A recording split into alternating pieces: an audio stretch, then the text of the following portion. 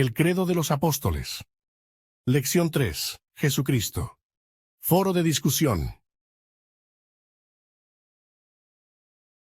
Desde el inicio del cristianismo, los seguidores de Cristo han insistido en que Jesús es totalmente divino, que Él es Dios encarnado. El credo de los apóstoles sintetiza esta creencia al identificar a Jesús como el Hijo único de Dios. Hoy, mucha gente está dispuesta a aceptar que Jesús era un maestro humano sabio y hasta un profeta. Pero les cuesta comprender la idea de que Jesús también es Dios. ¿Es este un asunto en el que los cristianos pueden discrepar de manera razonable? ¿Cuán importante es la doctrina de la divinidad de Cristo? La deidad de Cristo es absolutamente esencial para nosotros. Sin ella, no tenemos la revelación de Dios que encontramos en Cristo.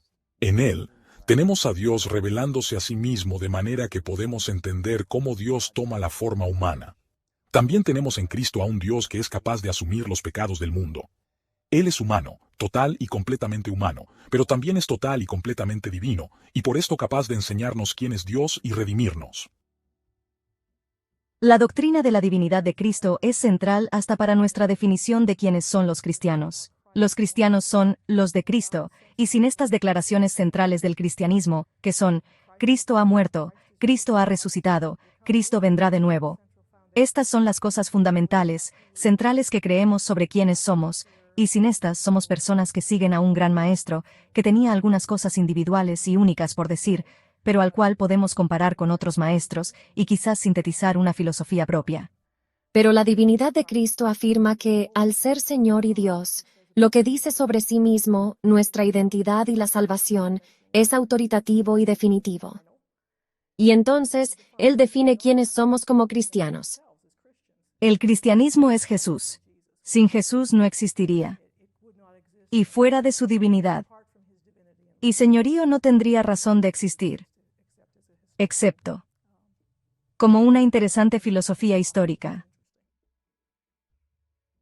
La doctrina de la divinidad de Cristo es esencial para toda la fe cristiana. Cuando era más joven, pasé frente a una iglesia que decía, creemos en la deidad de Jesucristo, y pensé que esto sonaba muy fuerte. No estaba muy seguro de que esto encajara con mi visión del Jesús que yo amé y conocí. Y supongo que es más fácil tener, a veces, una visión más sentimental de Jesús de quizás solo el Jesús humano. Esto no es con el propósito de negar la humanidad de Jesús. Él era un ser humano real y podemos relacionarnos con él como de ser humano a ser humano. Pero el Nuevo Testamento es bastante claro en que él es más que solo un ser humano. Y en las epístolas del Nuevo Testamento, las primeras partes del Nuevo Testamento describen a Jesús como divino. También en los Evangelios hay una enseñanza clara de que Él es autoritativo y que tiene la identidad con Dios. Claramente en varios lugares del Nuevo Testamento, creer realmente en Jesucristo es creer en Él como Señor, y por lo tanto, como se ha definido de manera esencial para la fe cristiana. Hay muchas afirmaciones de la deidad de Cristo en el Nuevo Testamento. Por ejemplo, en Juan 1:1, en el principio era el Verbo, y el Verbo estaba con Dios, y el Verbo era Dios. Y luego un incluso sobre esto en Juan 20:28, cuando Tomás dice de Jesús, Señor mío y Dios mío. Y Pablo, en Tito 2:13, habla sobre la gloria de nuestro gran Dios y Salvador, Jesucristo. Regresando a Romanos 10:9, Pablo dice que si confesares con tu boca que Jesús es el Señor y creyeres en tu corazón que Dios le levantó de los muertos, serás salvo. Y entonces en el versículo 13 él dice, todo el que invoque el nombre del Señor será salvo. Y allí está citando de la profecía de Joel, y el Señor allí es el Yahvé del Dios de Israel. Por eso confesamos que Jesucristo es el Señor y que a Él se le ha dado el sagrado nombre de Dios de Israel. Creo que otra razón por la que es crucial es que es vital para la expiación. En su obra clásica, Cur Deus Homo, ¿por qué Dios se convirtió en hombre?, Anselmo dice que el que expía los pecados debe ser Dios y hombre, porque solo Dios puede expiar los pecados y solo un ser humano debe hacerlo. Por lo tanto, Jesús es el Dios, hombre. Y entonces, creo que otra razón es que solo Dios puede revelar totalmente a Dios. Por eso, regresando a Juan 1, el Verbo estaba con Dios y el Verbo era Dios, Y luego en el versículo 14, el Verbo se hizo hombre y habitó entre nosotros, y hemos contemplado su gloria. Así que Él era Dios y se hizo carne, pero no dejó de ser Dios cuando se hizo carne. El credo de los apóstoles dice que Jesús es el Hijo único de Dios. Pero la Biblia claramente enseña que todos los creyentes son hijos de Dios, que somos sus hijos e hijas. Esto lo vemos en lugares como Juan 1:12, Romanos 8:14, Gálatas 3:26 y Primera de Juan 3, 1 al 2. ¿Cómo pueden ser ambas ideas verdad? ¿Es realmente Jesús uno de sus muchos hijos e hijas? ¿O es la relación de hijo de Jesús diferente a la nuestra como hijos de Dios? La Biblia es clara en que Jesús es únicamente el Hijo de Dios de una forma diferente de cualquier otra persona. Por eso, en los Evangelios vemos que Dios dijo, «Tú eres mi Hijo amado en quien tengo complacencia». Ahora, eso se le dice a Jesús únicamente y no aplica inicialmente a nadie más.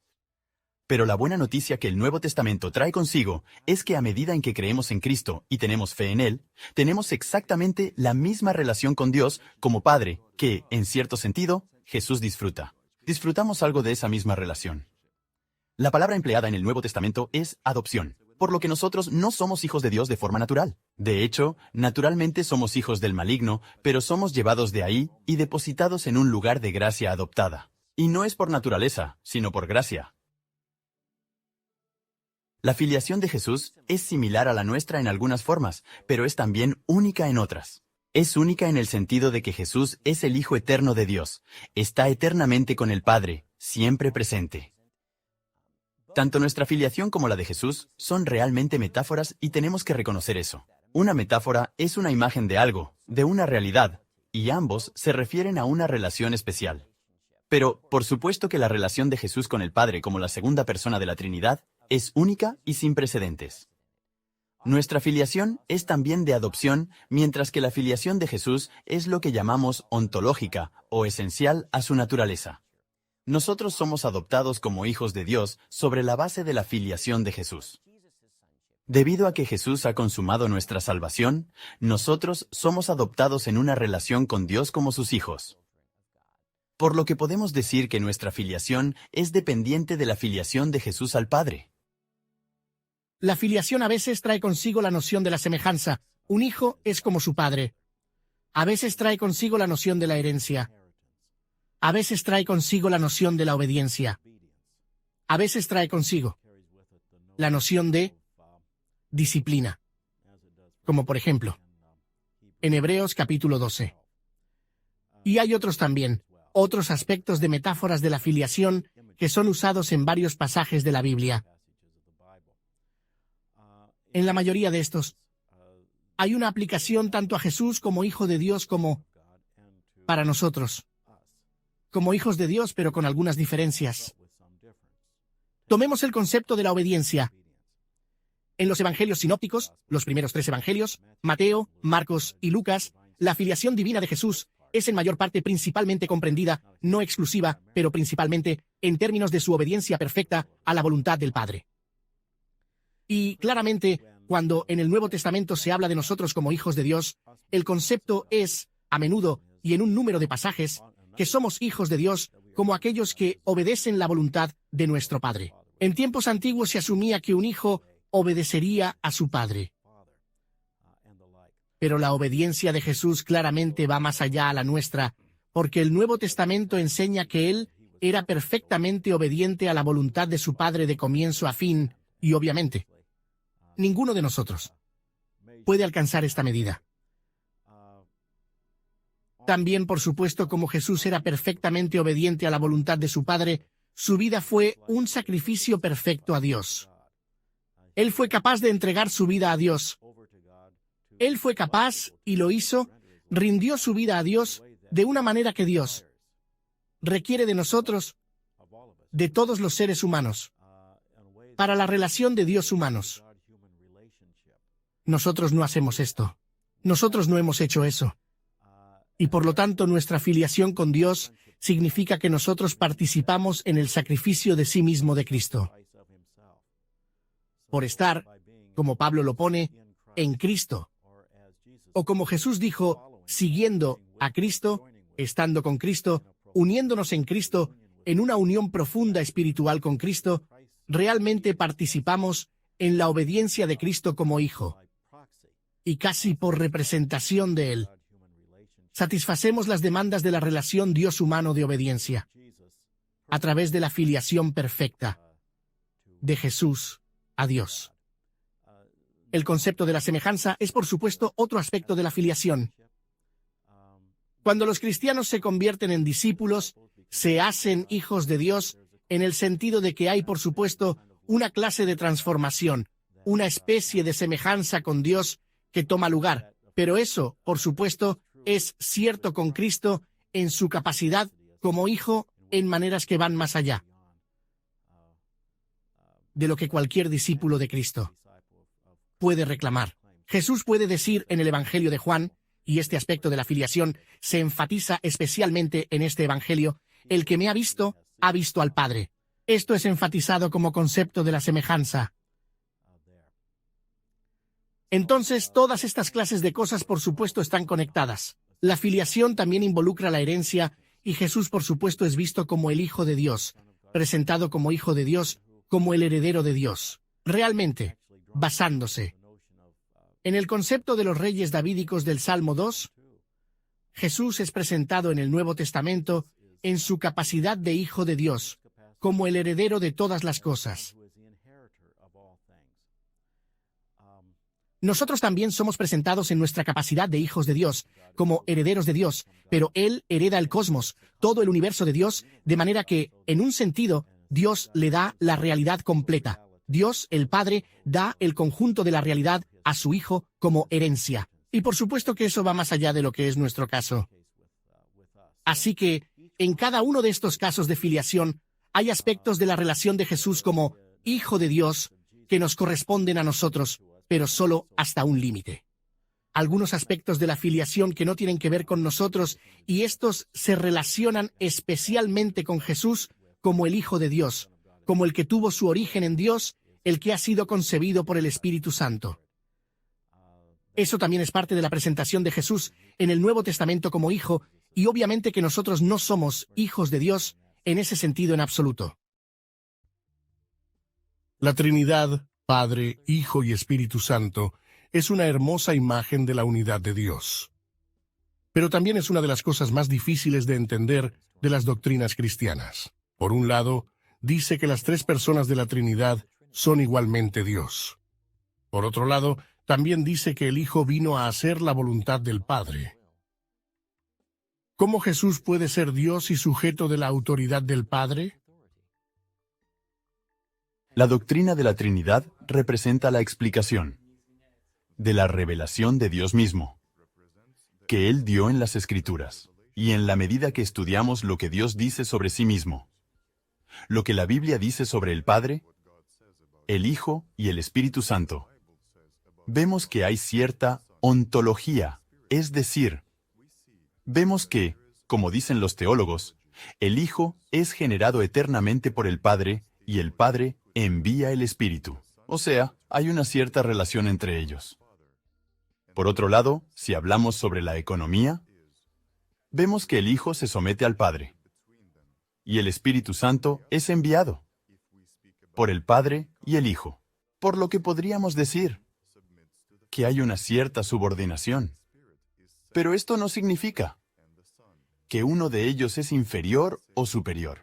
Las relaciones entre la Trinidad son tales que tienen un plan, un deseo y hay una comunicación entre ellos, en la que el Hijo se siente a gusto, haciendo la voluntad del Padre.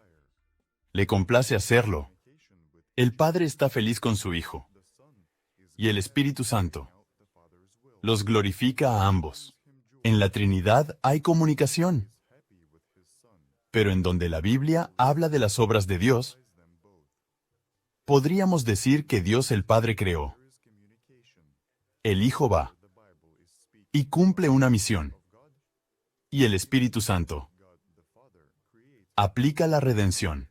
Pero cuando leemos los mismos textos, vemos que es la Trinidad completa la que participa.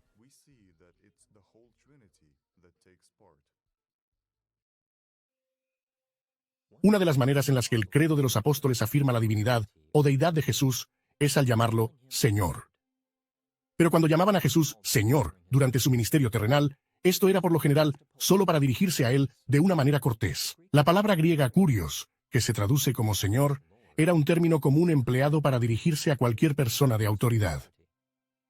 Por sí mismo, este no implicaba ningún tipo de deidad o divinidad. ¿Por qué deberíamos pensar que la palabra del Nuevo Testamento kurios refiere a algo más que la autoridad humana primitiva y al honor, aun cuando se aplica a Jesús? Uno de los grandes títulos del Nuevo Testamento que es aplicado al Señor Jesucristo es que Él es Señor. El título Señor viene del griego kurios. Algunos que no desean afirmar la deidad total del Señor Jesucristo y ven este título como reflejo de que Él es el Señor. Tratan de decir que, bueno, kurios puede ser usado por los reyes y los gobernantes terrenales. Y por consiguiente, esto no prueba en absoluto que Cristo es el Señor. Aún, cuando tenemos afirmaciones repetidamente en el Nuevo Testamento, donde Él asume el nombre de Señor, kurios, del Antiguo Testamento, que recupera el nombre de Dios del Pacto de Israel, del Antiguo Testamento.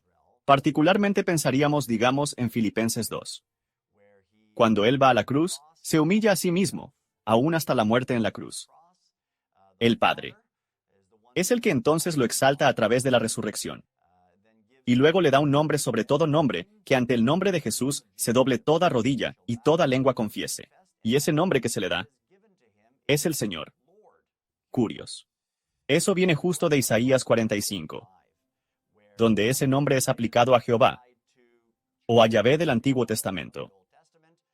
Y eso llega a aplicarse a Cristo, donde tenemos una clara afirmación de que el Nuevo Testamento está diciendo que el Señor Jesucristo es nada menos que el que toma la identidad, el papel y los propósitos del Señor del Antiguo Testamento.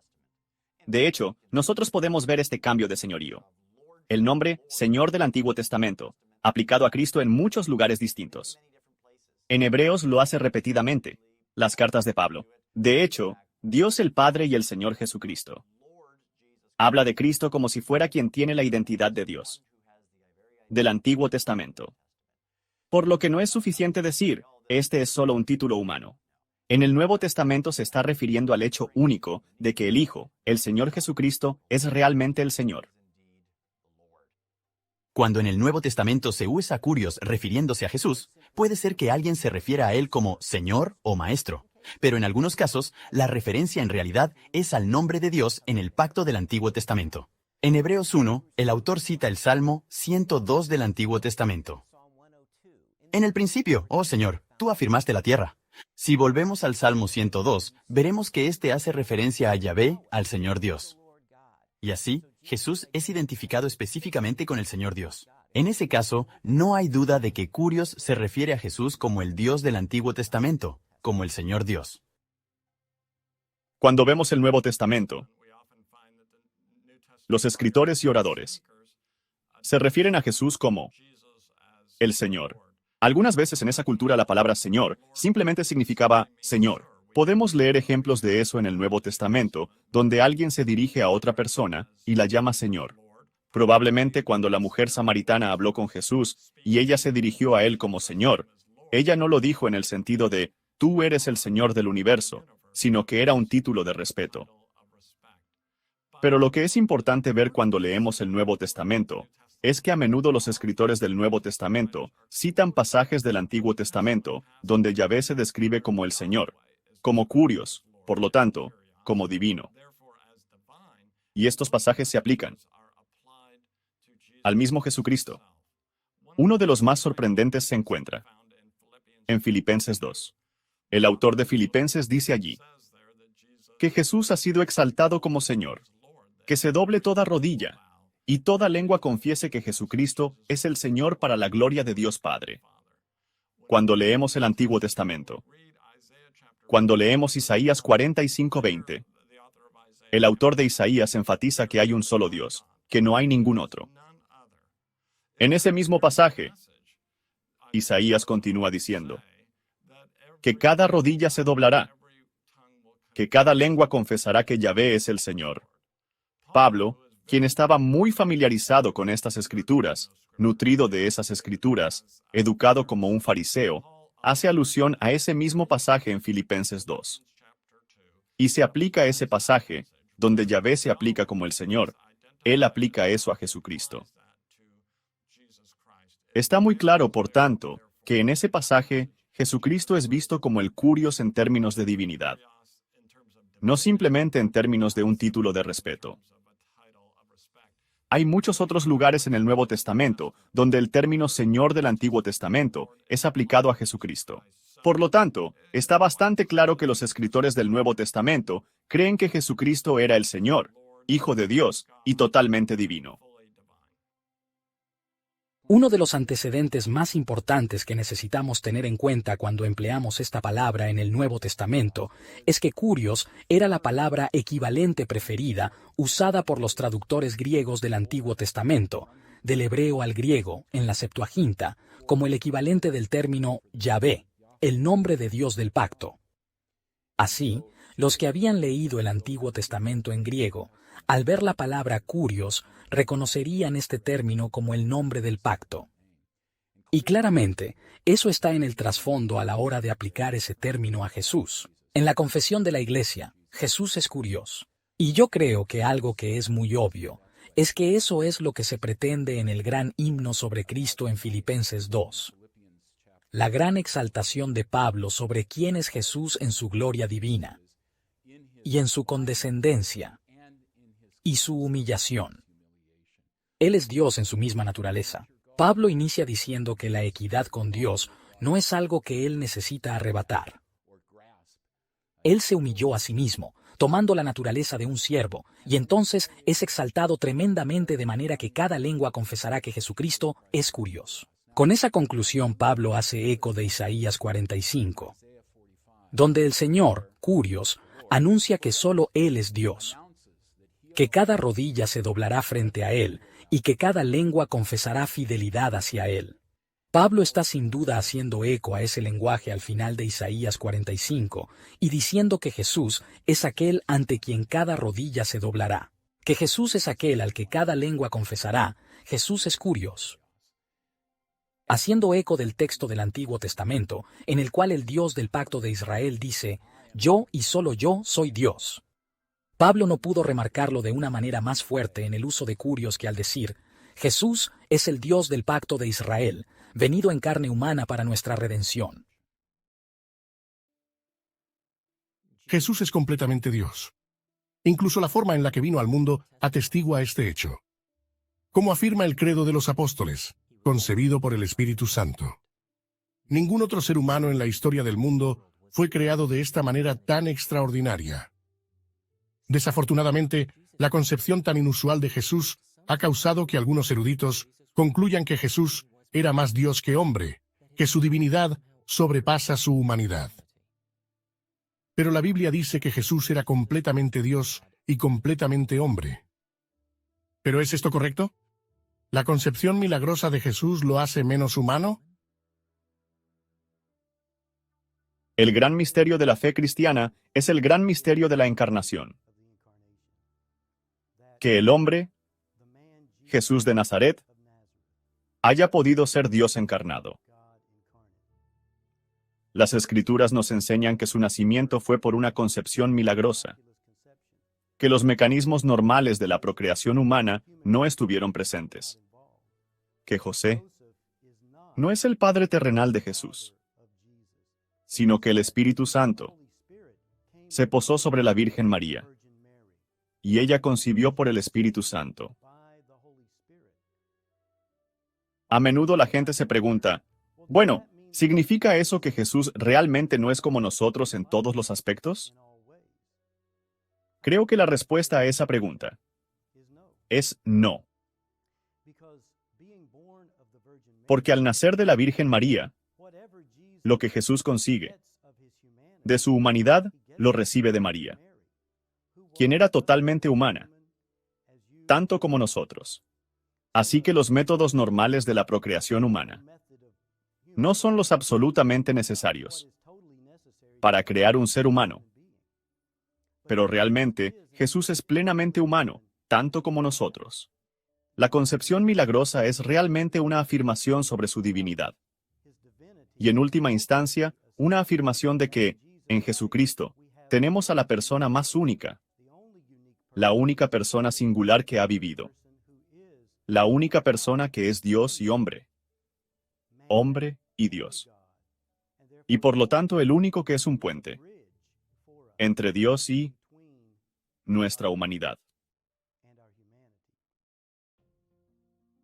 A muchos en el tiempo de Jesús les costó creer que era el Mesías predicho por los profetas. Visualizaban a un rey que venía con poder y gloria. No esperaban que el Mesías fuera hijo de un carpintero y naciera de una jovencita en un establo. ¿De dónde los judíos del siglo I consiguieron sus expectativas del Mesías? ¿De las escrituras judías? ¿Qué dice el Antiguo Testamento sobre cómo sería el Mesías? El Mesías tenía que ser descendiente de David, porque así había sido revelado proféticamente, porque así se había predicho. Y esto se remonta a Génesis, donde se le profetiza a la tribu de Judá, que de ella vendría aquel que traería al reino. Esa profecía se cumplía por supuesto en David, el mismo rey David que fue el más grande rey de Israel. Cada rey que siguió a David fue comparado con él, ya sea favorable o desfavorablemente. Entonces, tenemos un pacto hecho con el mismo David. Cuando David le propuso a Natán el profeta que construiría una casa para el Señor y el templo, Natán le respondió: «Tú no vas a construir una casa para el Señor va a construir una casa para ti». Y por casa, él quiso decir dinastía. Está en 2 de Samuel 7, y esa profecía que Dios construiría una casa para él, y establecería su reinado para siempre. Que su descendencia reinaría para siempre en el trono de David, se convirtió en el fundamento de las profecías mesiánicas que siguieron. Y cuando los profetas hacían referencia al colapso de la dinastía davídica, el reinado davídico, cuando ellos se referían a esto y esperaban con interés la esperanza de que Dios restaurara las glorias de esta dinastía, fue a través de la línea de David que Dios erigiría un rey. En Israel, el sacerdocio estaba en la línea de los levitas a través de Aarón y el reinado estaba en el trono de David, en la dinastía davídica. Y entonces el rey, el Mesías, tenía que venir a través de la línea de David. ¿Por qué el Señor Jesucristo como el Mesías tuvo que ser un descendiente de David?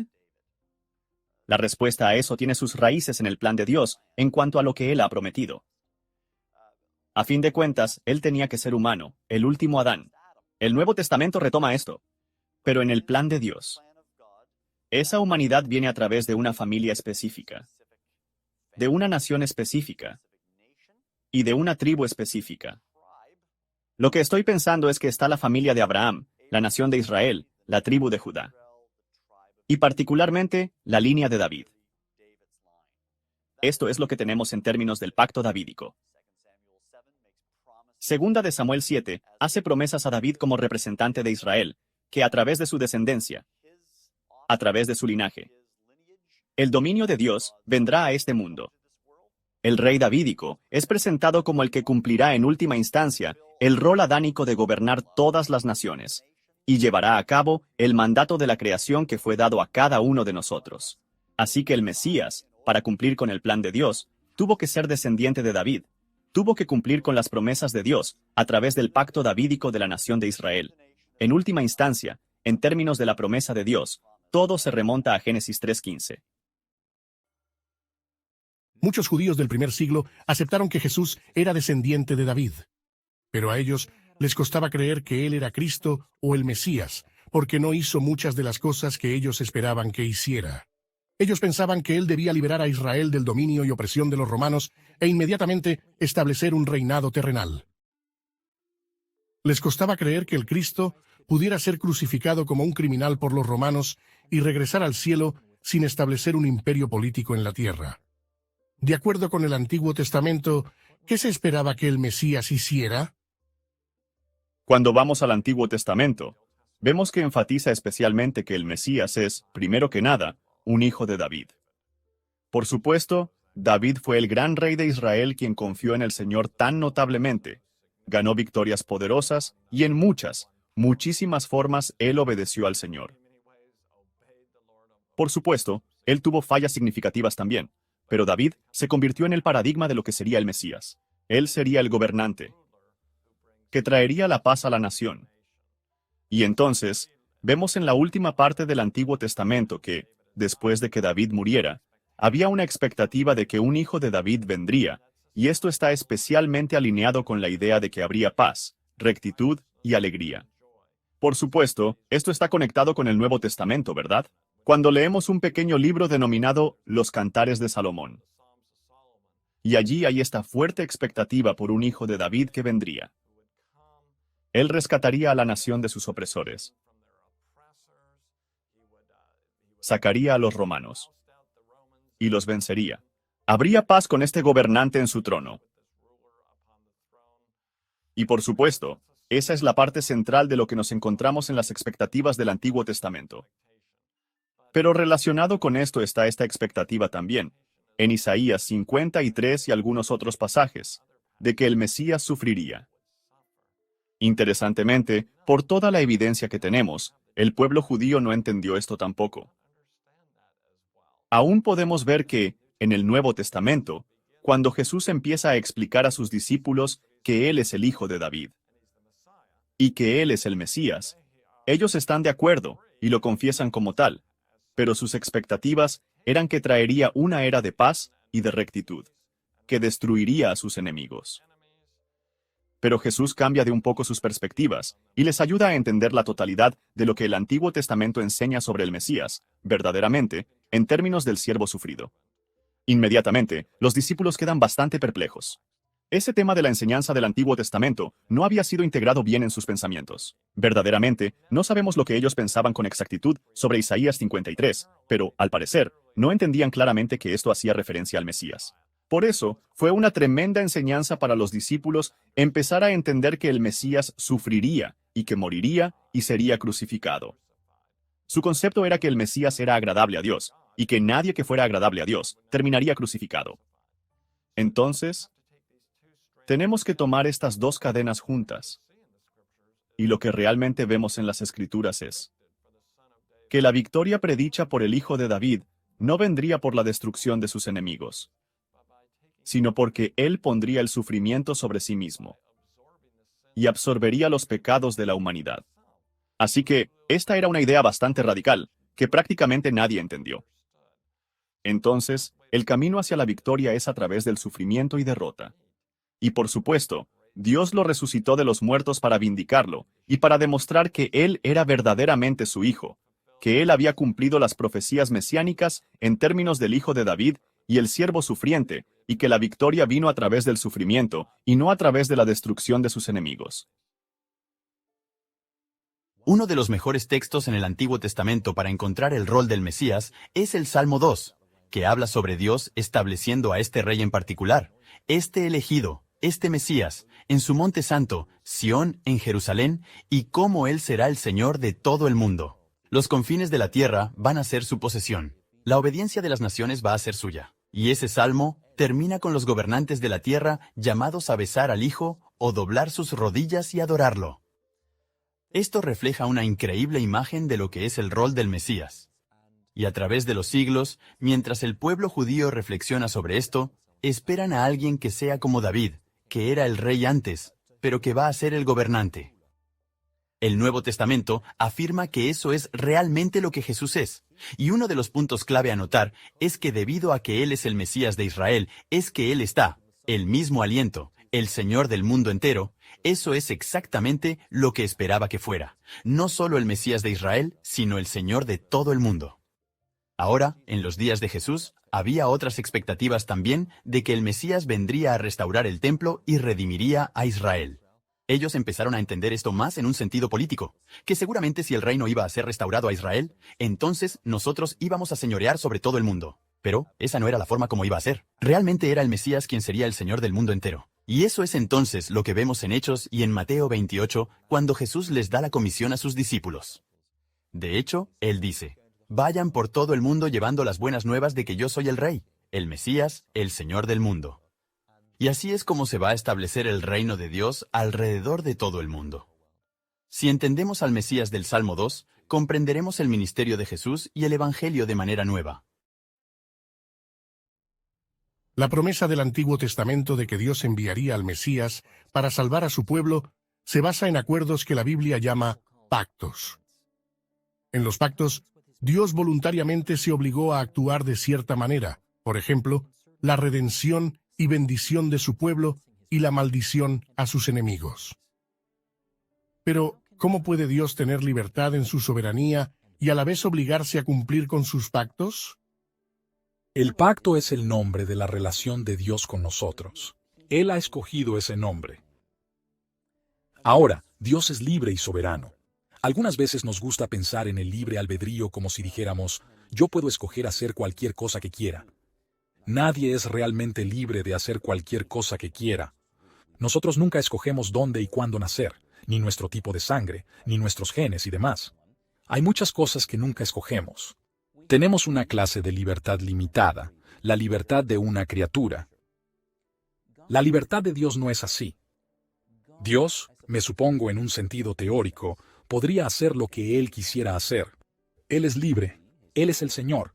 De hecho, cuando Dios el Padre, el Hijo y el Espíritu Santo en la eternidad planearon cómo iban a crear y gobernar el mundo y redimir a su pueblo, Dios no hizo las cosas al azar ni de manera arbitraria, como diríamos, en una rabieta. Dios no solo escogió hacer lo que Él quiso hacer. Él decidió diseñar una relación con el mundo y con su pueblo en particular. Y en la Biblia vemos que esa relación y plan se llama pacto. Y así Dios ha escogido un plan. No tiene un plan alterno, no tiene un plan de emergencia, un plan B. Dios ha escogido este plan. Él creó un mundo. La Biblia habla sobre un pacto que Él ha hecho aún con el día y la noche, la creación y particularmente ha hecho un pacto con su pueblo. Esto significa que Dios expresa su libertad y su soberanía ni más ni menos que con estas condiciones, esos detalles que Él ha establecido en un pacto. Por lo tanto, sabemos que no tenemos un Dios emotivo, temperamental y cambiante. Dios nos ha prometido ciertas bendiciones, así como ciertas amonestaciones y nunca se aparta de lo que ha prometido. Podemos depender de Dios. Su fidelidad es grande. Él nunca cambia. Él es incondicionalmente el Señor de nuestras vidas. Él es el soberano. Él es libre. A pesar de todo, Él nos ama y su amor nunca cambia. Dios hace un pacto con el hombre. Lo podemos ver en Abraham, en Moisés y en David. Lo vemos en los grandes profetas. Jeremías 31-34. Ezequiel. La promesa de un nuevo pacto. Jesús aparece en la escena de la historia y anuncia: esta es la sangre del pacto eterno. Dios forma relaciones con los pecadores a través del pacto. Lo hace de manera voluntaria. Él no está bajo ninguna obligación de hacerlo. La iniciativa es de Él. Es una elección soberana de Dios para entrar en un pacto con nosotros a través de la mediación de su propio Hijo. Y algunos de nosotros pensamos que en la Biblia hay indicios incluso de un pacto entre Dios el Padre y Dios el Hijo antes de la creación del mundo, un pacto pretemporal.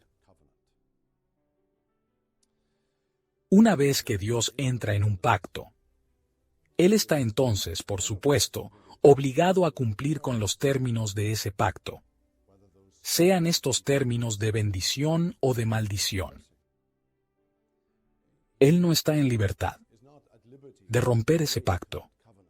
Es parte de la verdad que nosotros mantenemos con relación a Dios, que Dios es fiel, que Dios no cambia de parecer. Es un gran alivio para nosotros, los que somos cristianos y estamos en un pacto con Dios. saber que Él va a completar lo que inició hasta el día de Jesucristo. A través de su rol como el Cristo o el Mesías, Jesús da cumplimiento al pacto que Dios promete a su pueblo. Una forma en la que la Biblia llama la atención sobre esto es al comparar a Jesús con Adán, el primer hombre. ¿En qué se parecen Jesús en su rol de Cristo y Adán en su rol del primer ser humano? Adán como nuestra cabeza. Nuestro representante de toda la raza humana debe, como todas las criaturas de Dios, ser obediente y fiel.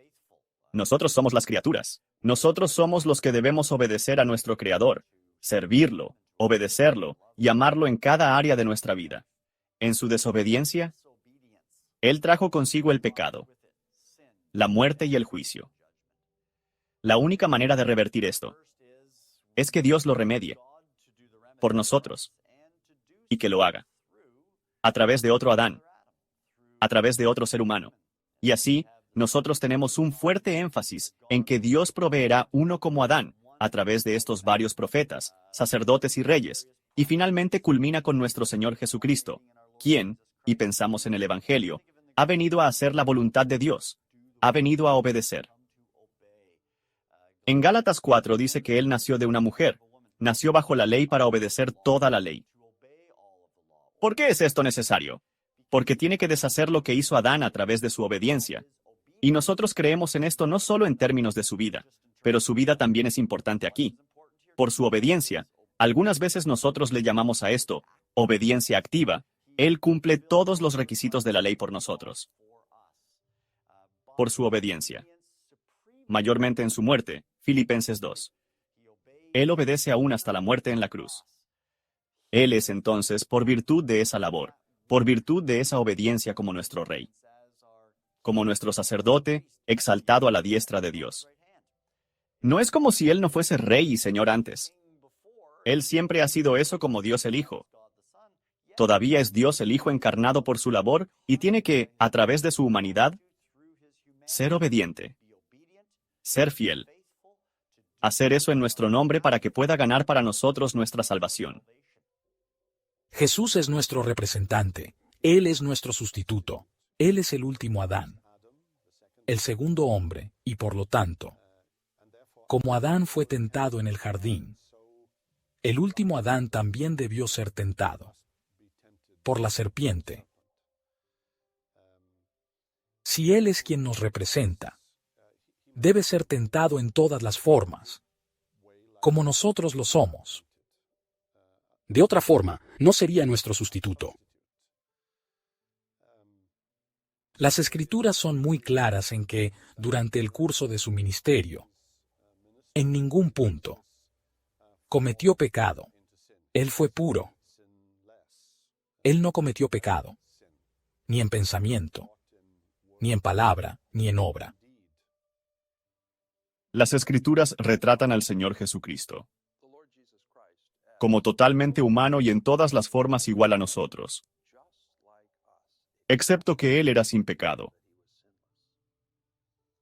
Es muy importante para nosotros apreciar el significado de esa distinción singular. En lo que Adán había fallado, en proveer una vida de perfecta obediencia, Jesucristo cumplió. Y así, es en su habilidad de llevar una vida sin pecado, que se convirtió en el segundo Adán, la nueva oportunidad paradigmática, para un nuevo comienzo para la humanidad. Así que, si lo vemos en términos de Él convirtiéndose en el segundo Adán, o convirtiéndose en el sacrificio perfecto y adecuado por el pecado, la pureza de Cristo es fundamental y un elemento muy importante en las buenas nuevas sobre el Mesías. Para que el Hijo de Dios cumpliera con el rol de Cristo, tuvo que convertirse en hombre. Así, Él se encarnó como Jesús. Como resultado, Jesús era hombre y Dios, una persona con dos naturalezas en una unión hipostática. Él tenía todos los atributos esenciales de un ser humano y todos los atributos de una divinidad. Estas realidades pueden parecer difíciles de reconciliar. ¿Será realmente posible para Dios tomar la naturaleza humana completa? ¿Cómo puede Jesús ser al mismo tiempo totalmente humano y totalmente divino? Cuando hablamos de Jesús como el Dios hombre, el término que la Iglesia ha inventado para discutir eso fue unión hipostática, lo que significa que hay una unión de las naturalezas, la naturaleza divina y la naturaleza humana, que en Jesucristo tenemos en persona, Dios el Hijo, la segunda persona de la Trinidad. Una persona que no tiene dos naturalezas, sino trae dos naturalezas juntas y las unifica. No hace de ellas una tercera naturaleza. En vez de eso, unifica lo divino y lo humano. Mientras este es un concepto muy difícil de asimilar en nuestras mentes, es completamente esencial para nuestra fe. Entender la singularidad absoluta de Jesús. Él es el Dios hombre. Él no es solo un gran maestro, iluminado y exaltado como el profeta Buda o el profeta Mohammed. No, Jesús es el Dios hombre, por lo que su identidad está atrapada en esta noción de la unión hipostática. Pero más allá de eso, también hay algo crucial para nosotros en el entendimiento de nuestra salvación en Cristo. Cristo no viene simplemente a pagar una deuda que nosotros le debemos a Dios a fin de que Él la elimine de los libros. No, Cristo viene a traernos de vuelta al Padre. Cristo viene a unificar la vida divina, que se perdió con la caída de Adán, de vuelta a nuestra humanidad. Solo si Cristo es el que puede llevar a Dios y al hombre juntos, podemos decir que hemos sido salvados. No solo que se nos han perdonado los pecados, sino que somos salvos, hechos de nuevo a lo que Dios siempre nos destinó, los que reflejan su imagen, los que viven en su presencia plena, y aquellos a los que cuyas vidas están unidas a Él en el amor, la fe y la obediencia. Por lo que la doctrina de la unión hipostática, por más difícil que sea, es absolutamente esencial mantenerla en mente y siempre estar pensándola debido a la identidad de Jesús. Por un lado, y por el otro lado, su identidad como el único que nos puede llevar de vuelta a Dios. No solo por lo que hizo en la cruz, sino por quien es Él, en su misma naturaleza, el Dios hombre. La pregunta de cuál es la naturaleza o las naturalezas de Cristo en la unión hipostática es una de las preguntas más difíciles en teología. Y la razón de esto es que nosotros estamos tratando de entender un misterio. La naturaleza tiene que ver con la humanidad de Cristo y su divinidad, y Él tenía de ambas, la naturaleza humana y la naturaleza divina. Lo que es interesante en la manera en que la Escritura lo presenta es que estas no son mezclas. Él es totalmente humano y totalmente divino. Ellas no se juntan de una manera confusa, sino que Cristo al mismo tiempo era a la vez humano y divino. El término unión hipostática a menudo suena confuso. Y cuando lo escuchamos explicado, que estamos hablando de la naturaleza divina de la segunda persona de la Trinidad, unida con una naturaleza humana total y completa, sin pecado, pero de naturaleza humana total y completa, con cuerpo, alma, mente, todo en una sola persona, este concepto en sí mismo, así como el término, es sorprendente, especialmente en vista del hecho de que las Escrituras tan a menudo enfatizan en el Antiguo Testamento que no debemos confundir a Dios con el hombre. Sí, el hombre fue hecho a imagen y semejanza de Dios, pero no debemos confundir al Creador con la criatura. Y aquí, en el Nuevo Testamento, encontramos este anuncio muy claro, que en Jesucristo nosotros necesitamos a alguien que sea obvia y totalmente humano, agotado hasta el punto de dormirse en medio de una tormenta en el mar de Galilea, y que al mismo tiempo sea totalmente Dios, de manera que cuando se levante del sueño, como el Creador del universo, diga la palabra silencio, y toda la tormenta pare en obediencia a su Creador. Aquí mismo hay un texto que pone la unión hipostática delante de nosotros y demanda que si nosotros escuchamos la palabra de Dios, la aceptemos. La unión hipostática Esta idea de que en Cristo tenemos una naturaleza totalmente divina y totalmente humana unida en una persona, es lo que permite que Dios se muestre frente a nosotros y que nos redima como solo Cristo es capaz de hacerlo. Tenemos un mediador entre Dios y el hombre Jesucristo. Y es esencial que Él sea Dios y hombre para ser este mediador. Una de las razones por las que el Hijo de Dios se encarnó como Jesús de Nazaret fue para salvar a su pueblo de sus pecados. Los teólogos a menudo categorizan este aspecto de la encarnación bajo el rol de Jesús como sacerdote. ¿Cómo fue que la encarnación hizo al Hijo de Dios un sumo sacerdote más efectivo? La encarnación de Jesús lo convirtió en un sumo sacerdote más eficaz, porque podía simpatizar, empatizar y comprender exactamente por lo que estamos pasando. Hebreos capítulo 4:15 dice que no tenemos un sumo sacerdote que no pueda empatizar con nosotros, sino uno que ha sido probado, uno que ha sido tentado en todo como nosotros lo hemos sido como seres humanos. A veces nosotros, como cristianos conservadores y evangélicos, enfatizamos tanto la deidad de Cristo que olvidamos que en realidad es su humanidad la que nos salva. Debido a que Jesús se convirtió en un verdadero ser humano, pudo sufrir y morir por nosotros, por nuestros pecados.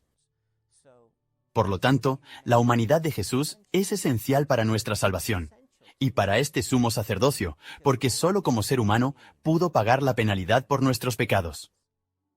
Jesús tuvo que ser como sus hermanos en todo, con excepción del pecado, por lo que pudo llegar a ser nuestro sumo sacerdote fiel, para que cuando seamos tentados, tengamos a alguien que fue tentado como nosotros en cada aspecto, menos en el pecado. Por lo tanto, el sumo sacerdocio de Jesús es uno con doble propósito.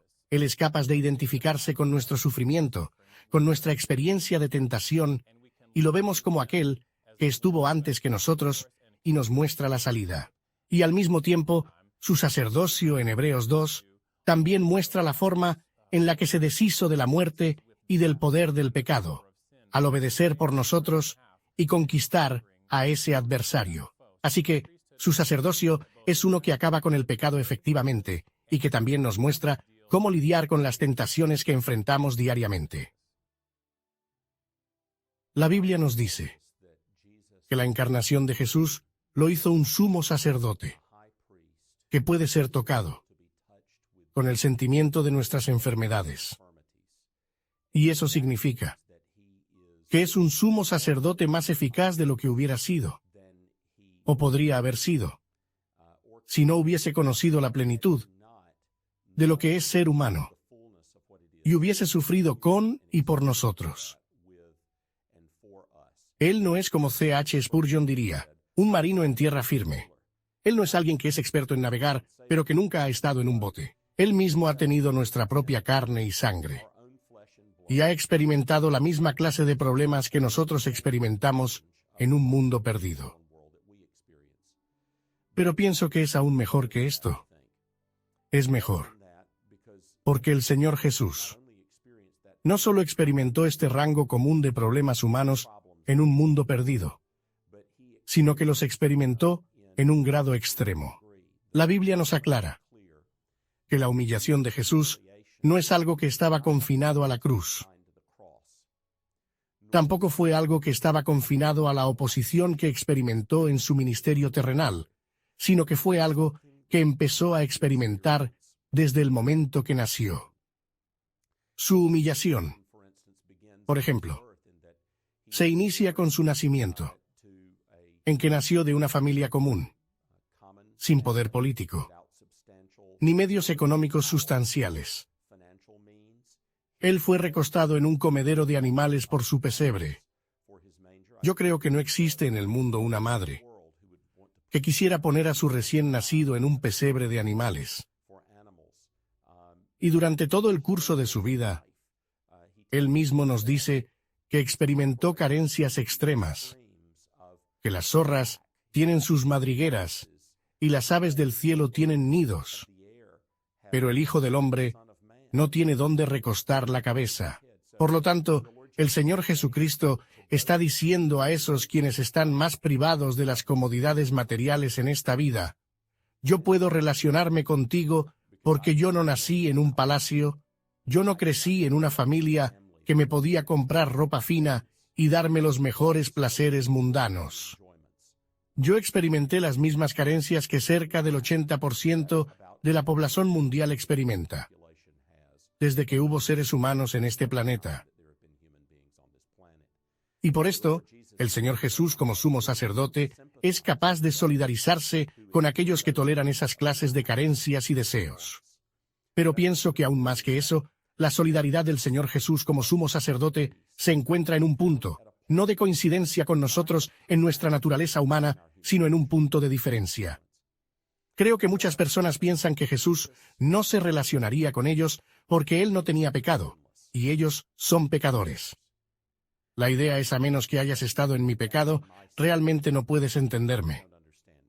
Y yo creo que lo contrario es realmente verdad. Él no vivió solamente en un mundo lleno de pecado y fue perfecto, sino que tuvo que vivir su vida entera consciente de que Él mismo iba a tener que llevar la carga de un pecado que Él no había cometido. Ahora, ninguno de nosotros sabe lo que el futuro nos depara. Jesús sí sabía. En cada momento, consciente de su ministerio, Él sabía que había venido para morir y cargar nuestros pecados, pecados que no había cometido. La idea de tomar el pecado y cargar con él, y con la vergüenza, y la burla es algo que le pesaba. Los evangelios registran estos eventos en la semana final de la vida de Jesús. Juan nos dice que su corazón estaba muy perturbado y que clamó a Dios y le suplicó que sea glorificado en él, porque estaba muy agobiado con la perspectiva de lo que iba a ocurrir al final de la Semana Santa. Bueno, Jesús, como nuestro sumo sacerdote, vivió libre de pecado en un mundo rodeado de pecadores, lo que debió de haber sido un fastidio para su alma. Ha tenido una situación en la que trató de resistir el pecado predominante en una comunidad alrededor suyo, mientras ama a esos pecadores, y no se involucra en la misma clase de actividad a la que ellos se dedican. Así es como Jesús vivió, cada momento consciente de su vida. Esto debió ser enormemente psicológicamente agobiante, y además, saber que iba a tener la muerte que ellos se merecían, y cargar con sus pecados. Es lo que Él hizo por nosotros. Cuando miramos a Jesús, no podemos decir, Jesús, es que tú no me entiendes, porque no solo Jesús nos ha hecho, sino que nos conoce profundamente. No es solo que Jesús, porque es Dios hombre. En su divinidad, conoce cada pensamiento de lo que somos. Juan lo plantea de esta manera. Él mismo sabía lo que había en ellos, hablando de Jesús, quien conocía el corazón de los hombres. Pero es que Jesús en nuestra carne había vivido sin pecado, en medio de pecadores, sabiendo que iba a cargar el castigo a cuenta de los pecadores, a pesar de que no había pecado. Y eso desarrolló en el Señor Jesucristo una solidaridad por la que Él es capaz de sentirse abatido con nosotros. Y creo que esa verdad debe ser enormemente reconfortante para todos los cristianos, que no tenemos un sumo sacerdote que no entiende lo que es ser un humano. Y aún en esos pecados, los que nosotros hemos cometido y Él no, Él conoce cosas sobre la carga psicológica de ese pecado, que nosotros mismos ni siquiera sabemos. Una gran pregunta que debemos hacernos es cómo la encarnación hizo que el Hijo de Dios fuera un sumo sacerdote más efectivo para nosotros. Sabemos que, como el Hijo de Dios, Él tiene una omnisciencia divina, lo sabe todo. Pero también el escritor a los Hebreos enfatiza que este Dios que sabe todas las cosas, que sostiene todas las cosas, que es eterno, se convirtió en el Hijo, en un ser humano para que nosotros tuviéramos un hermano que fuera un sumo sacerdote. Hebreos empieza a retomar este tema al final del capítulo 2 cuando cita el Salmo 22. A Él no le avergüenza llamarnos sus hermanos.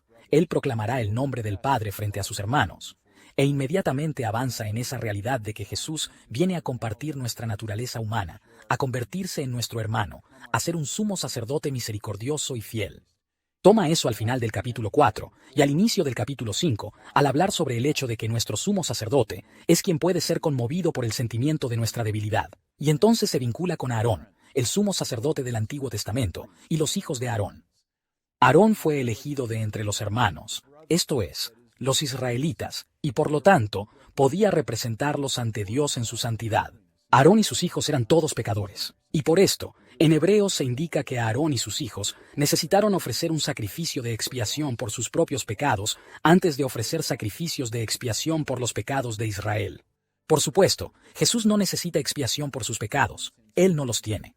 Pero Él puede interceder por nosotros desde la perspectiva de alguien que como ser humano ha soportado todas las pruebas y los juicios que nos presenta el maligno contra nuestra fe y nuestra fidelidad.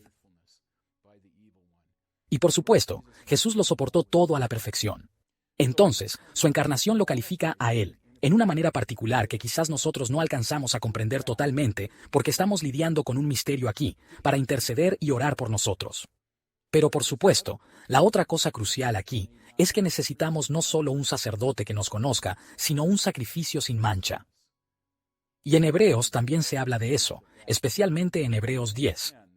El predicador a los hebreos cita el Salmo 40, y se refiere al hecho de que, en el Salmo 40, el orador allí es el salmista, pero el salmista hablando por Cristo que al entrar al mundo, viene a tomar el cuerpo preparado para que Él ofrezca ese cuerpo como el sacrificio final. Jesús llegó a ser un ser humano a fin de ofrecer ese sacrificio que necesitábamos. La sangre de los toros y las cabras, como dice Hebreos, testificaba sobre nuestra necesidad de limpieza, pero solo podía limpiar externamente y no llegar a la conciencia. Pero la sangre de Cristo derramada por nosotros en su humanidad, en su perfecta humanidad, expía por nuestros pecados y limpia nuestra conciencia de tal manera que nosotros podemos acercarnos a Dios con confianza. Una de las cosas más importantes que Jesús hizo como nuestro sumo sacerdote fue expiar por nuestros pecados. Las Escrituras nos dicen que sin el sacrificio de expiación de Jesús, nosotros todavía estaríamos muertos en nuestros pecados y sin esperanza en el mundo. Pero exactamente cómo es que su muerte funciona en nuestro beneficio. ¿Cómo es que la muerte de Cristo expía nuestros pecados? Jesucristo expió los pecados en su muerte redentora. Y esa verdad es muy diversa y extraordinariamente rica. Hay dos pasajes en Romanos en los que se reúnen varios ingredientes de la expiación. Primero, en Romanos 3, 23-25, por cuanto todos pecaron y están destituidos de la gloria de Dios, siendo justificados gratuitamente por su gracia, mediante la redención que es en Cristo Jesús, a quien Dios puso como propiciación por medio de la fe en su sangre. Y luego en Romanos 5, 9-10. Pues mucho más, estando ya justificados en su sangre, por él seremos salvos de la ira. Porque si siendo enemigos, fuimos reconciliados con Dios por la muerte de su Hijo, mucho más, estando reconciliados, seremos salvos por su vida. Uno de los temas de la expiación es que hay redención. Eso significa liberación de la esclavitud por el pago de un precio. Somos liberados de la esclavitud del pecado y de la muerte por la sangre preciosa de Cristo. Ese es el costo de nuestra redención. La segunda verdad está en la palabra propiciación, que es una verdad compleja. La sangre de Jesús cubre nuestros pecados y por esto, cuando la ira de Dios que se revela desde el cielo contra todos los impíos, ve la sangre de Cristo cubriendo nuestro pecado, este es apartado y desviado. Pero Jesucristo mismo carga el peso de esa ira. Él experimenta el juicio de Dios. Por lo que en el lenguaje de Isaías 53:5, mas él herido fue por nuestras rebeliones, molido por nuestros pecados.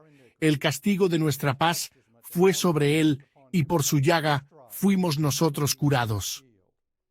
Entonces, la justificación, que se sitúa en el corazón del Evangelio de Pablo, con el vocabulario de un tribunal de derecho, el juez recto declara al pecador no culpable. Pablo dice en Romanos 4, Dios justifica al impío, y lo hace porque el justo se ha puesto en nuestro lugar. Como dice Pablo en 2 de Corintios 5:21, al que no conoció pecado, por nosotros lo hizo pecado, para que nosotros fuésemos hechos justicia de Dios en él. Y luego, la reconciliación, el vocabulario del campo de batalla.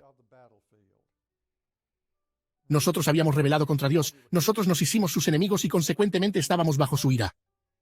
La reconciliación establece paz donde había conflicto. Y lo extraordinario acerca de esto es que la parte ofendida y la parte más poderosa es la que toma la iniciativa para reconciliarse con sus criaturas rebeldes y pecadoras. Uno de los temas cruciales con los que luchamos en términos de la cruz es tratar de tener lo que llamamos una teología de la cruz, que busca contestar las preguntas. ¿Cómo funciona esto? ¿Qué consigue esta obra? ¿De qué se trata? ¿Qué es lo que lleva a cabo? ¿Cómo funciona la expiación en este sentido? Y esa es una pregunta crucial que necesita ser abordada. Las Escrituras nos dan una respuesta a esto en un conjunto de maneras, pero al fondo de su respuesta, en términos del trabajo de Cristo en la cruz, está nuestra redención, está nuestra reconciliación, está nuestra justificación y está la victoria sobre los poderes. Al centro de esto está la obra de Cristo en la cruz, que nos provee un reemplazo para nosotros como nuestro representante. De manera que Cristo viene como un Dios hombre. Él es quien, en su humanidad nos representa, es el último Adán de forma que viene a deshacer la obra del primer hombre. Él viene como cabeza del pacto, como la cabeza de su pueblo, que luego, como nuestro representante, va a la cruz por nosotros. Él lo hace como nuestro sustituto, al ponerse en nuestro lugar. Nosotros no merecemos nada más que la ira de Dios sobre nosotros. La paga del pecado es muerte. Cristo entonces va y toma nuestro castigo. Muy a menudo hablamos de eso en términos de la sustitución de la pena, donde Él va y toma nuestro castigo para sí mismo, vive nuestra vida, muere nuestra muerte, es resucitado para nuestra justificación, y como nuestro sustituto, Él entonces, porque es el Dios hombre, toma los requisitos de Dios para sí mismo. De hecho, el fondo del problema del perdón es cómo podemos ser reconciliados, declarados justos delante de un Dios santo. En Cristo, Él no es solo un tercero, no es solo otro hombre. Él es el Dios hombre, la segunda persona de la deidad, que toma los requisitos justos de Dios para sí mismo, que se pone en nuestro lugar, que va como nuestro representante, que muere por nosotros para que gracias a que Él cargó nuestros pecados, gracias a que Él cumplió sus propios requisitos de virtud, nosotros, quienes creemos en Él, seamos perdonados porque Él se ha puesto en nuestro lugar. Él es la cabeza de nuestro pacto. Y todo que ha logrado con su muerte, su resurrección, que gloriosamente demuestra eso, es aplicado entonces a nosotros para que nosotros muramos con Él y resucitemos con Él. Nuestra deuda ha sido removida, y entonces podemos pararnos por fe, justificados delante del Padre. Ahora, esta salvación, que Jesucristo nos hizo salvos de nuestros pecados, se expresa en la Biblia con diferentes términos. Por ejemplo, la Biblia nos dice que Dios ha designado a Jesús para ser una propiciación por nuestros pecados. Esto significa que un Dios recto, un Dios santo está enojado con nosotros y con nuestros pecados. Y que lo que hizo Jesús en la cruz, al morir, al derramar su sangre por nosotros, es poner a un lado, dejar a un lado la ira de Dios Padre. Por lo tanto, el problema de Dios, que su problema de ira hacia nosotros, ahora se resuelve. Y así, la Biblia habla sobre la propiciación que Jesucristo es para nosotros. La Biblia también habla de la reparación o la expiación. Nosotros tenemos un problema con el pecado. El problema con el pecado que tenemos es que llevamos un mal registro, hemos hecho cosas malas, tenemos un corazón malo, tenemos un amo malo que podemos ser nosotros o el diablo. Lo que hizo Jesús fue enderezar las cosas entre nosotros y Dios. Él resolvió nuestro problema con el pecado, por lo que ahora Dios nos recibe. Está en paz con nosotros, y nosotros estamos en paz con Dios. Lo que nos lleva a otra palabra que la Biblia usa, y esta es paz o reconciliación. Dios está ahora en paz con nosotros. Y de forma secundaria nosotros estamos en paz con Dios por la muerte en la cruz y la resurrección de nuestro Señor Jesús. Finalmente la Biblia usa el término rescate.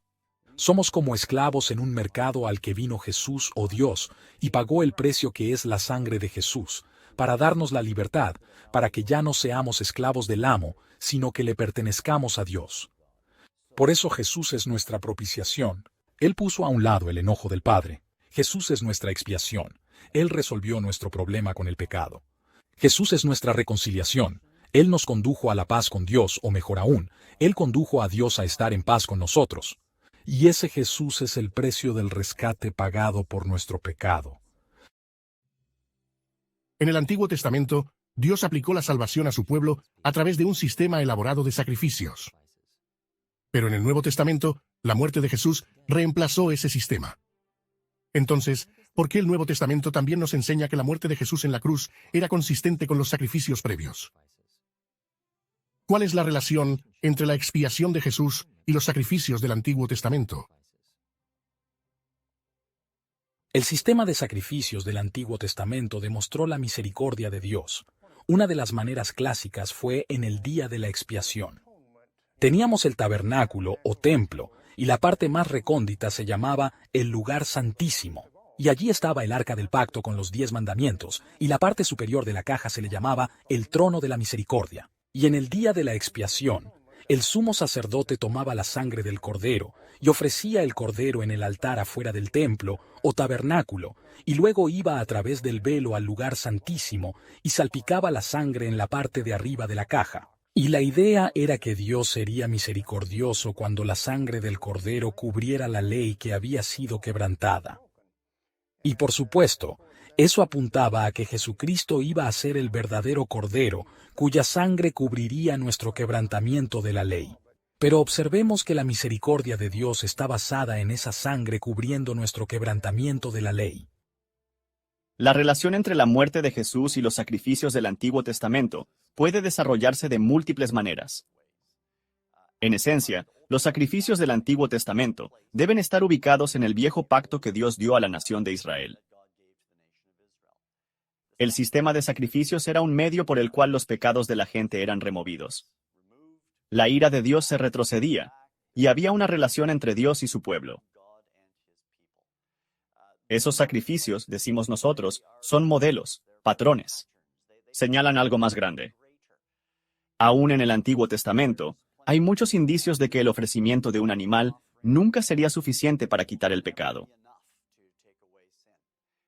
Nunca fue la intención de ser lo último en términos de lo que podría quitar el pecado.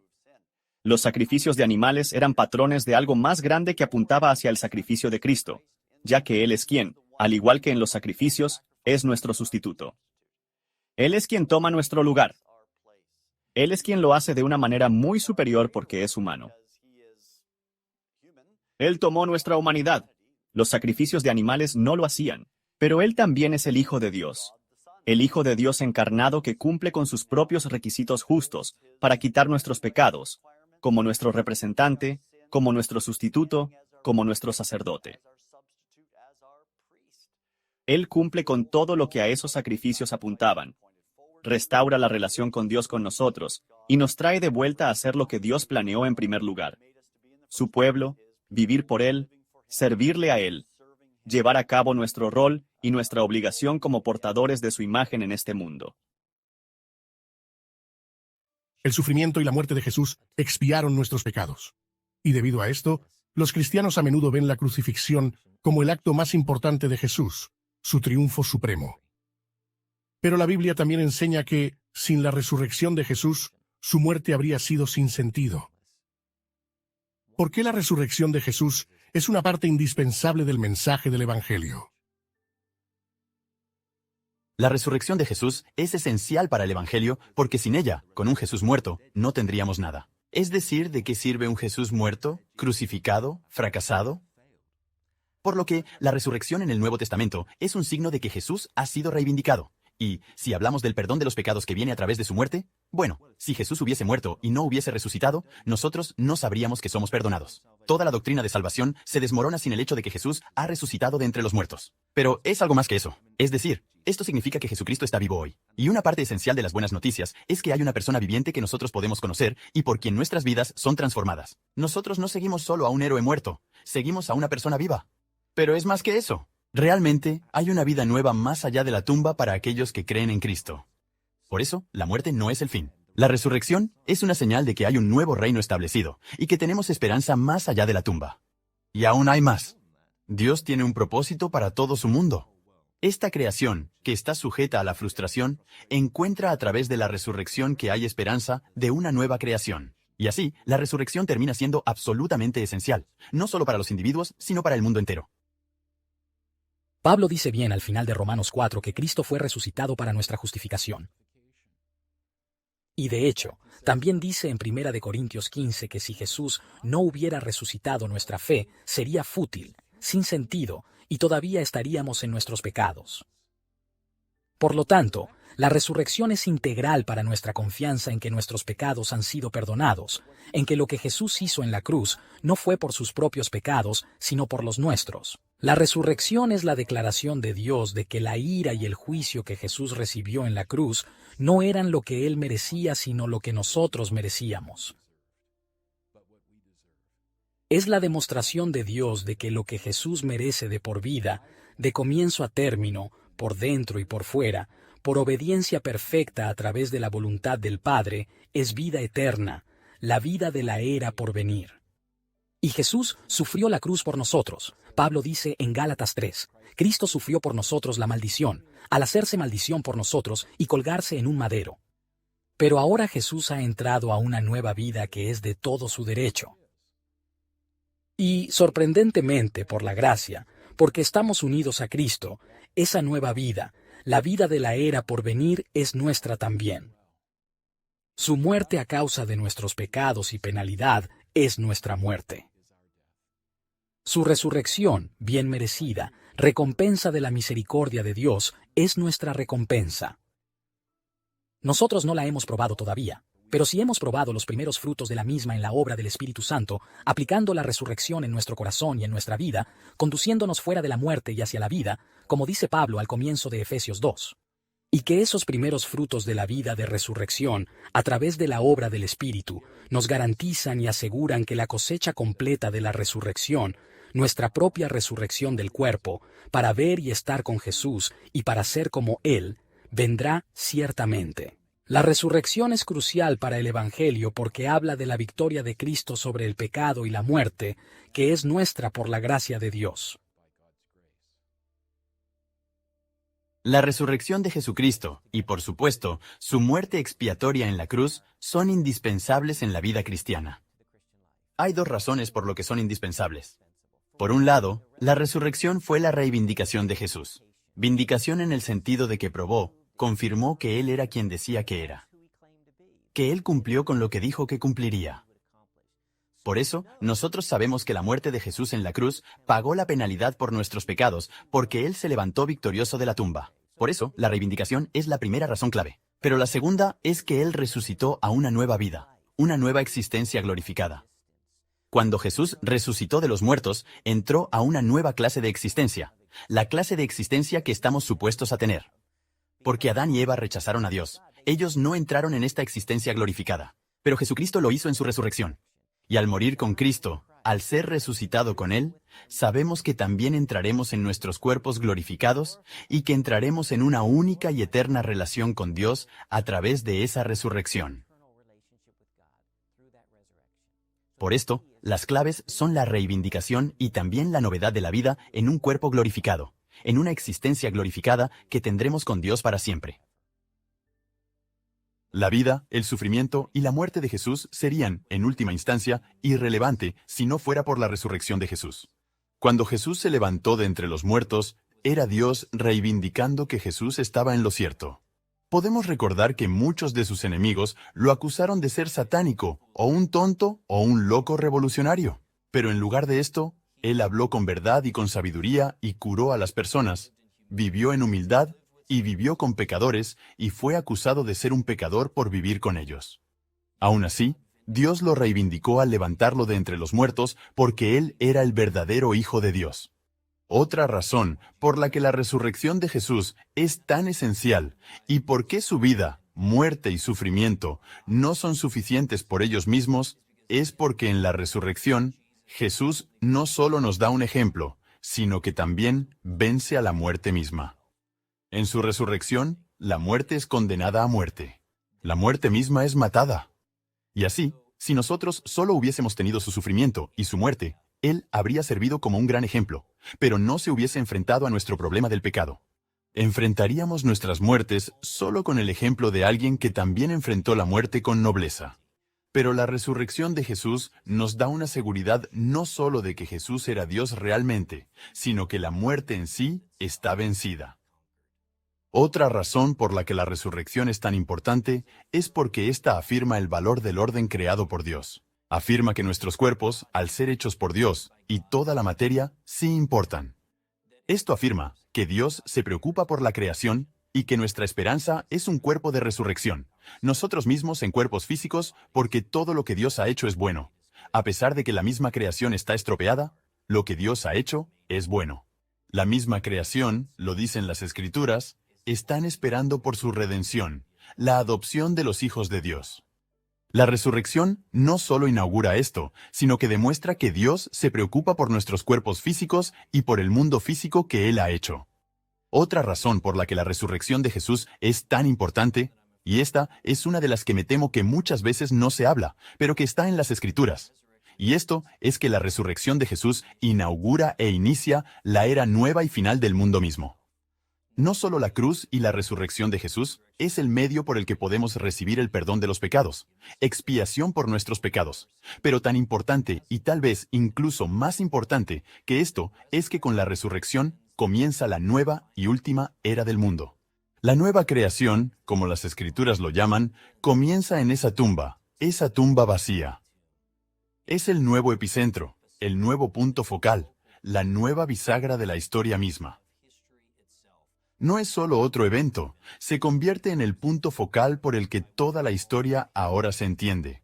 Porque todo lo que hizo y falló de hacer Adán y la muerte que reinó desde el momento de la caída de Adán hasta Cristo, ahora reina la vida porque un nuevo, segundo Adán ha llegado, y la resurrección es esta coyuntura decisiva en la historia. Por eso, los demás autores del Nuevo Testamento se enfocan regularmente en la resurrección de Jesús y mencionan que vivimos en tiempos finales. Ahora estamos todos viviendo en los últimos tiempos debido a la resurrección de Jesucristo. Él ha inaugurado este principio del fin, y la esperanza para el cristiano es que el comienzo ahora encontrará su consumación en la segunda venida de Cristo, que se llama, según las Escrituras, una nueva creación propia. Después de mencionar la muerte y resurrección de Jesús, el credo de los apóstoles nos dice que ascendió al cielo y está sentado a la diestra de Dios, Padre Todopoderoso. Esto a veces da a los cristianos la impresión de que Jesús no está haciendo nada en este momento, aparte de esperar su regreso. Pero nada podría estar más lejos de la verdad. Entonces, ¿qué obra está haciendo Jesús en el cielo ahora mismo? Las Escrituras nos dicen que Cristo está sentado a la diestra de Dios. Esta es una expresión antropomórfica que enseña que Cristo recibió las riendas del gobierno de la Iglesia y del universo en su ascensión. Se le hizo parte la correspondiente gloria que va con esto. Pero esta referencia a estar sentado. Sin embargo, no implica que Jesús ascendió hacia un lugar de descanso. Él continúa con su trabajo como nuestro Rey, profeta y sacerdote. Y en su obra mediadora como sacerdote, continúa intercediendo por su pueblo. Como sacerdote, es un sacerdote para siempre. Según el orden de Melquisedec, él está constantemente intercediendo por su pueblo. Cuando clamó desde la cruz, todo se ha cumplido. No quiso decir que su trabajo como sacerdote mediador había terminado.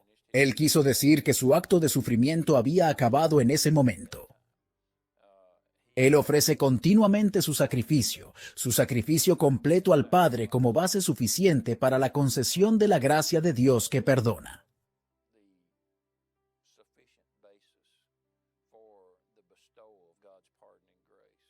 Él está constantemente aplicando el trabajo que hizo en la cruz y haciéndolo efectivo para la justificación y la santificación de los pecadores. Él siempre vive para interceder por aquellos que son suyos. Está suplicando por su aceptación ante Dios en las bases de su trabajo culminado. Jesucristo es un sacerdote. Él lleva a cabo esta función en su vida, su muerte, su resurrección y ahora en su ascensión a la diestra del Padre.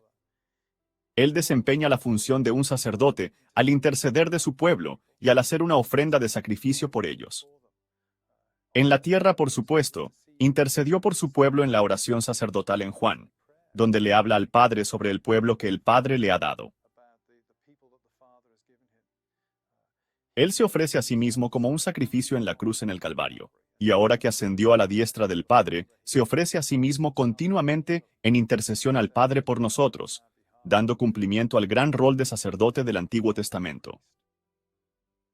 El hecho de que Él está sentado a la diestra del Padre en un trono, desde el punto de vista espiritual, es una gran afirmación a nosotros de que hay una victoria al final de toda la historia de la humanidad para nosotros. Él es el Rey que ha ganado cada batalla. Nosotros no lo percibimos ahora, pero en realidad lo ha hecho. Ese es el concepto cósmico. La transformación de todo el universo, su total señorío, todo eso está representado para nosotros como su señorío reinante en un trono. Pero lo grandioso de recordar quién es Jesús es que el quien reina es un hombre glorificado. El Hijo de Dios que se convirtió en el Hijo del Hombre por lo que su encarnación nunca cesa. Él no se convirtió en un espíritu solo. Él se ha llevado a la humanidad al cielo y el que está a la diestra de Dios Padre es un carpintero judío que es el Hijo de Dios. Por eso, como dice Hebreos, creo que en 6 ocasiones, Él vive siempre para interceder por nosotros. Esta maravillosa mezcla de su señorío, su soberanía, su dominio, su victoria absoluta sobre todo lo que ha ocurrido, pero además esta increíble intimidad, este traernos hacia Él, su vida de intercesión, esta poderosa oración y preocupación por nuestras vidas continúa. Después de mencionar que Jesús está sentado a la diestra de Dios Padre Todopoderoso, la última cosa que dice el credo de los apóstoles es que Él vendrá a juzgar a los vivos y a los muertos. Hoy en día los cristianos a menudo nos incomodamos con la idea del juicio. Generalmente preferimos enfocarnos en el perdón y en la misericordia antes que en el juicio, especialmente cuando proclamamos el Evangelio. ¿Qué tan importante es la doctrina del último juicio? Jesús habló sobre el juicio bastantes veces. Algunas veces pensamos en el Antiguo Testamento como un Dios enojado y severo, y en el Nuevo Testamento como un Dios bueno y amoroso, y Jesús siempre habla sobre la bondad y el amor por el otro. Es verdaderamente cierto que Él habló sobre la bondad y el amor por el otro, pero también, más que ningún otro en el Nuevo Testamento ciertamente, habló sobre el juicio de Dios, que al final, Dios corregiría todo lo malo, que separaría las ovejas de las cabras y que enviaría a las cabras, o sea, a los malvados, al juicio eterno. Así que sabemos que un Dios bueno, un Dios amoroso, también es un Dios justo que debe castigar el pecado. Este último juicio no es solo para Hitler o Stalin u otras personas que consideramos particularmente malvadas. Todos merecemos ese juicio final. Y las escrituras cristianas nos enseñan que ese juicio vendrá cuando Cristo regrese, o también cuando muramos inmediatamente. Creo que también hay una especie de juicio. Ese juicio se basará en si hemos confesado a Jesús como Salvador y Señor, si hemos puesto nuestra confianza en Él para que nos perdone nuestros pecados. Otra cosa que me gustaría añadir es que el juicio tiene una función en la vida de los creyentes. Una y otra vez, vemos en las Escrituras que el juicio que vendrá es utilizado como un argumento del por qué los creyentes deben perseverar hasta el final. Vemos esto en Apocalipsis. El Apocalipsis es muy fuerte cuando habla del último juicio, y el autor dice que esta es una motivación para que los creyentes sobrelleven y perseveren, sabiendo que el juicio va a venir, sabiendo que aquellos que no han seguido a Cristo se enfrentarán a una eternidad de castigo e incluso tormento. Sabemos que el juicio final, el infierno, la ira de Dios, no son tópicos que ansiamos discutir a menudo en la iglesia.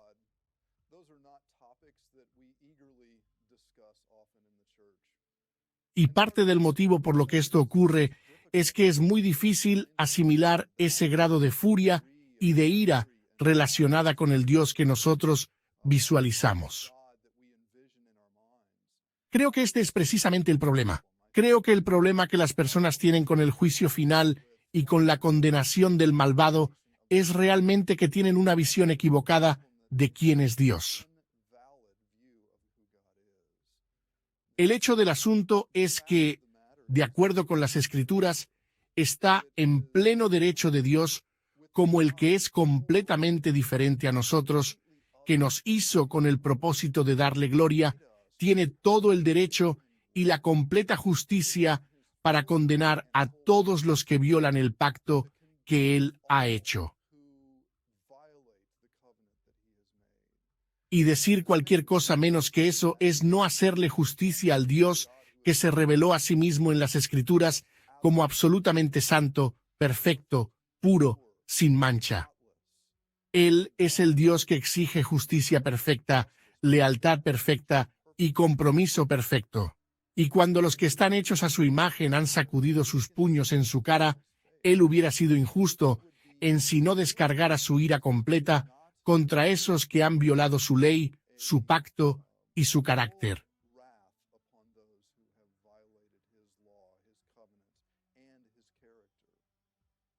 El Evangelio realmente se centra en eso. Ninguno de nosotros merece nada menos que esa furia. Necesitamos reconocer esto. Es por la gracia de Dios que se extiende hacia algunos de nosotros que Él nos acerca a sí mismo. ¿Cómo lo hace? ¿Cómo se vuelve justo y el justificador del malvado en la historia como lo describe Pablo en Romanos 3:21 y en adelante? ¿Cómo es que pasa esto? Esto sucede porque, en vez de que Dios descargara su furia contra nosotros, Él lo hizo realmente contra su propio Hijo en lugar nuestro. Si queremos ver una imagen de la ira de Dios, del lugar del que vienen las imágenes más audaces, es nada menos que en la misma cruz. Cuando Jesús mismo clamó, Dios mío, ¿por qué me has abandonado? ¿Por qué se le abandonó? A causa de nuestro pecado. Y Él sostenía su ira contra su Hijo en lugar nuestro para que nosotros pudiésemos ser recibidos en su compañía bendita.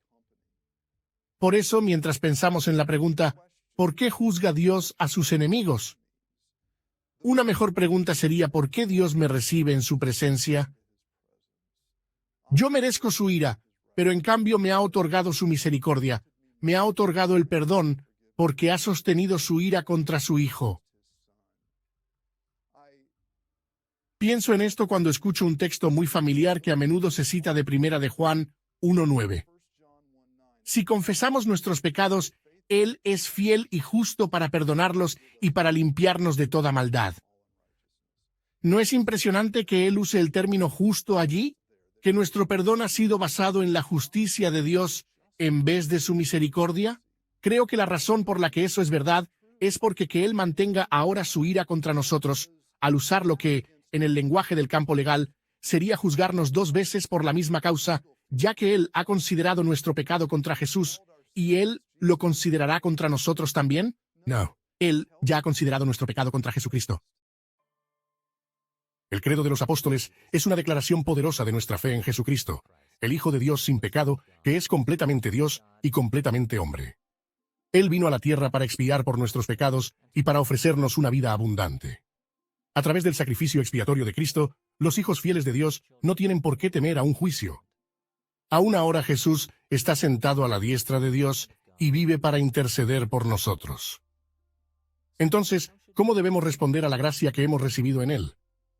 Viviendo cada día en obediencia, agradecidos, confiando en su fuerza e intercesión y dándole la gloria a Dios por y a través de nuestro Salvador Jesucristo.